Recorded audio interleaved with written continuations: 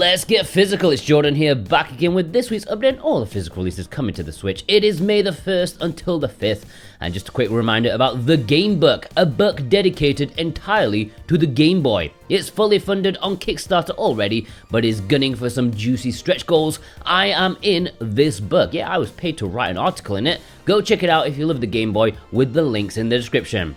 Now, it's a bit quiet this week, not sure what's going on. Everyone like having a holiday or something? I don't know, but thankfully it's a quickie since whatever my daughter had last week, she kindly gave to me this week. So yeah, I'm looking even worse than I currently sound, believe it or not. That's why you're not seeing my face this week. Trek to Yomi is releasing this week physically in both Europe and North America, and it's the only retail release this week. Either everyone's prepping for the storm next week, or they just don't want to step on Trek to Yomi's toes. It's got samurai, it's got noir, it's got balked visuals on the Switch. What more could you want? And considering this is supposed to be more style over substance, when your style is compromised, you've got some issues. Trek to Yomi is a fascinating game for sure, but the Switch version isn't exactly the best way to play. But still, if you enjoy black and white samurai, if you're a hipster who watches those old ass movies and claims they don't make them like they used to, well, then you're like me, and this might be a game for you. There is a standard and collector's edition available, and our executive producers Brent McLean, God of Resin, and Parsnip Coffee have chosen this as their pick of the week. And if you want it too, and you want to pick up any of the retail games this week, okay, this one, please check the links in the description and the pinned comment. You can buy from Video Games Plus and support us at the same time. Remember, they have worldwide free shipping over $8 Canadian, standard shipping pretty cheap as well. And anyone who buys something with our links each week, they will be put into a draw to win a $10 discount coupon. And this week's winner is Robbie W. It's not Robbie Williams. And if Trek to Yomi doesn't take your fancy, don't worry, you can click that link and then buy anything you want, and you still support us as well, okay? It doesn't need to be a very specific link, guys. Thank you. And really, that's it for this week. I was going to add Daymare 1994 Sandcastle, but I'm pretty sure that's been pushed back to a later date. So yeah, we're delving straight into the low prints. Magical Drop 6 is up for pre-order right now from Forever Limited. It's the long-awaited return to the series, of which I've only played the first, which was fun, but things tended to go south pretty quickly because, you know, arcades, they needed your damn money, more than your cousin banging on your door at 2 AM asking for 50 quid to pay off his dealer. Oh, is that just my family? Sheffield. Anyways, I hope this is going to be a bit more balanced for a home console release, and also has enough content to justify the price, aside from having the name stamped on it. I'm not entirely confident though, but I'll wait for, you know, people's opinions and more information. It is worth noting that this is going to get a Japanese physical release later this year, and our executive producers, Ozgolo, Cartoon Soren, Robotech, Totally Grateful, and Punky Dooster have chosen this as their pick of the week. They chose a good time to release this, I think. Irem Collection Volume 1 is up for pre-order at Strictly Limited Games right now. This is a 3-game pack. Okay, technically it's 5 if you count slightly different versions of the same game, and it's exactly what it says on the tin. It has Image Fight 2, and X Multiply. And this is the first volume of 5 planned, so they be milking it more than old Bessie on the farm. And seriously, in advance you can pre-order the lot in their super duper ultra whooper collector's edition for 430 euros. That's a serious amount of bookage for some old arcade games, probably like 15 in total. Even M2 wouldn't charge that much. But you know what they say about a shmup fan and his money. It is worth noting that Strictly have stated this will also be getting a physical release in Japan, but it's unknown if it's as dairy-filled as this one. Knowing Japan, they'd put all 15 on one cartridge and charge $35 for it. I don't know. You can pre-order this one right now if you want. Getsufumaden Undying Moon is Limited Run's only game this week. Going up for pre-order on Friday, they obviously need to clear the deck specifically so people buy this to make Konami happy. After their disastrous arcade classics release, they need this one to do well. And it is worth noting that this is hitting retail in Europe in a couple of months. Yeah, Europe is fine for retail with Konami, but North America, oh, that desperately needs the help of limited run games. Makes sense. I mean, it's a pretty cool game, old school but with nice visuals, and this is going to be in a standard and collector's edition. You'll get it in 12 months or something. Or the European version, that's cool too, in a couple of months. And our executive producer, Issa, and Instacritic have chosen this as their pick of the week.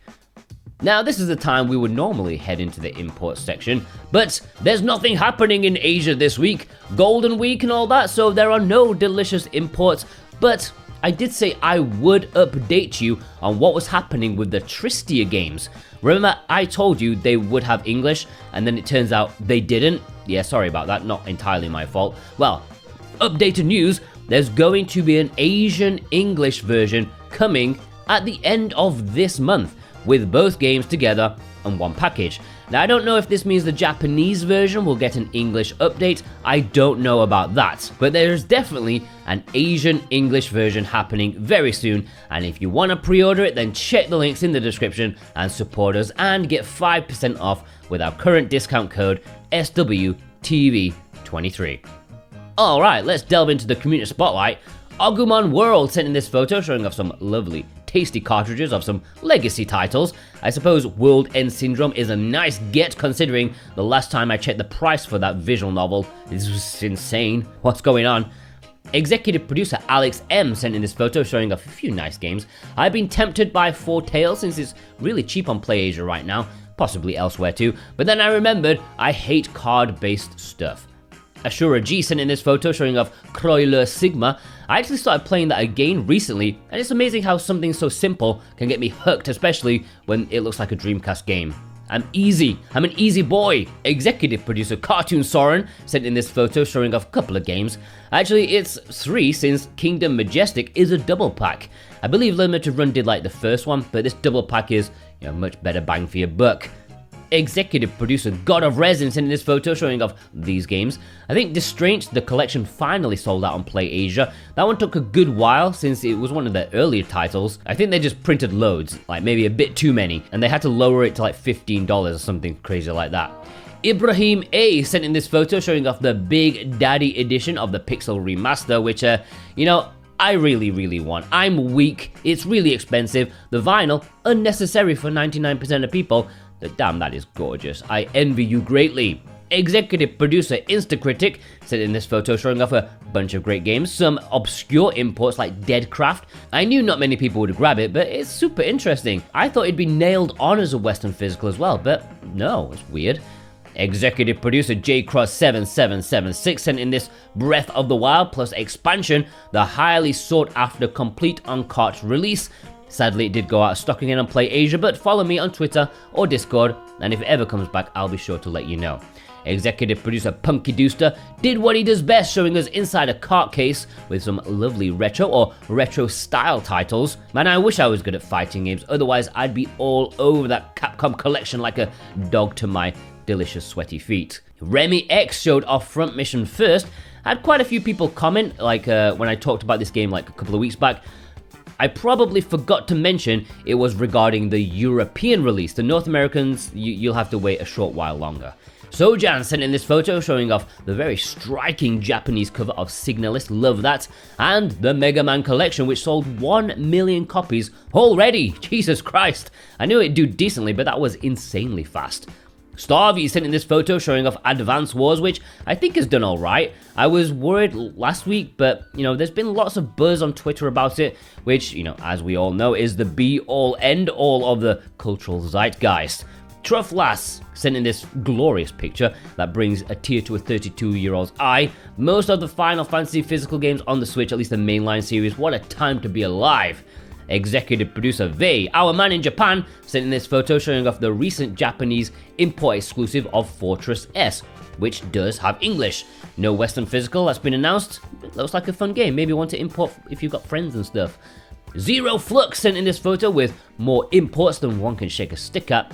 I will keep singing the praises of Never Awake. Great game, highly recommended. Even if you're not really like a big fan of shooters, it's not too hardcore, but it's really enjoyable. Alright, let's have a roundup. Pabs, Robin H,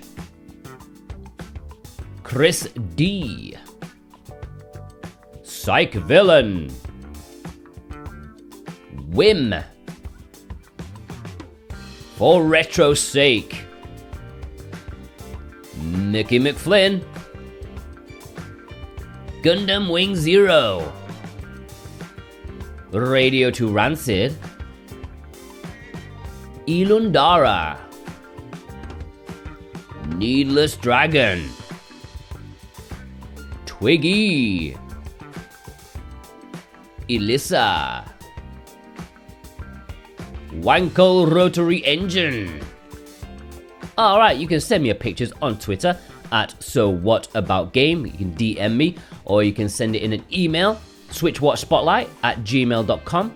And our Discord, the server link is below. You can submit it in there in the submission section once I open it up. I usually close it on Saturday and then open it on Tuesday or Wednesday when I remember.